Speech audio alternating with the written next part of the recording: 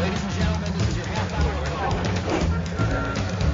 Stand by, please. Welcome to the Auditorium Theater. Welcome to Broadway in Chicago Backstage, and a special look at the sensational new musical Kinky Boots before it ever gets to Broadway. How restrictive did you find the film script to be on the work you wanted to do here?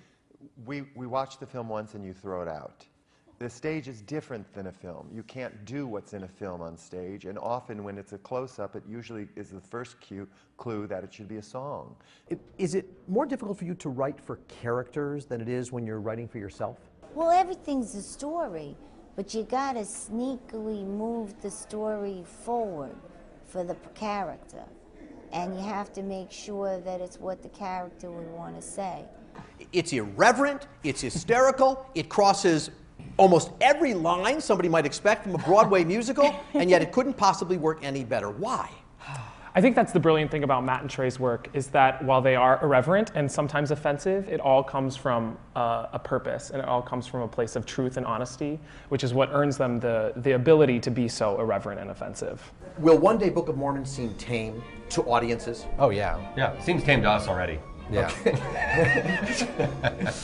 It is cutting edge. And did that worry you at all, by the way? In other words, you know, what you do on South Park, okay, that's fine, but you know, everybody, all over the world comes, you know, to see Broadway musical. Did you ever have any concern about offending anybody, or if they know you, we just have to? Well, yeah, that's what's really nice is that now we have a brand, you know, and so it's like now we could put up there from the creators of South Park, and that said enough. There might be some husbands out there who hear Billy Elliot's coming. I heard it says ballet show. I'm not going to a ballet show or a dance show. So for the, you know, perhaps some of the guys in the audience or whatever, that really kind of misses the point, doesn't it? Yeah, I mean, of course it's about a little boy who wants to be a ballet dancer, but of course it's much more than that. It's about a community that's under threat. It's a community of miners in the northeast of England that were going through this incredible struggle in the 80s. The truth is, Elphaba is actually a pretty nice person. Yes, no, Elphaba is I find, is a sweetheart and has the biggest heart out of any character I've ever played or read, or, I mean, she has the purest intentions. She just has by far and away the worst luck I think any person has ever had. In fact, she's beautifully tragic, and we're going to Yes. talk a little bit about that as she described. And welcome back to Broadway in Chicago Backstage, a look at the newly revised musical Working. We're going to start off with a very special treat, and that is a performance by the creator of all of the music, or most of the music in this show. Please welcome Stephen Schwartz, fathers and sons. Heard a lot of songs say, "Where you going, my son?" Now I know they're true.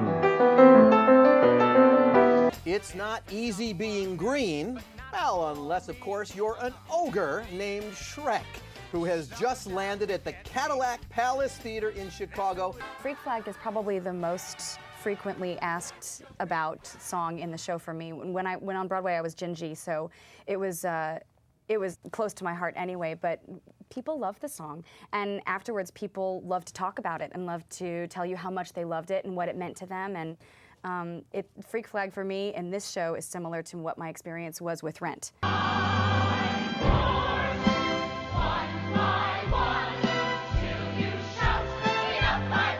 And so let me just start. Emily, you play the beautiful Belle. First of all, stepping into this, lots of famous people as well have been in this role and been in your footsteps before. What's it like playing the role of Belle? And tell us about that character.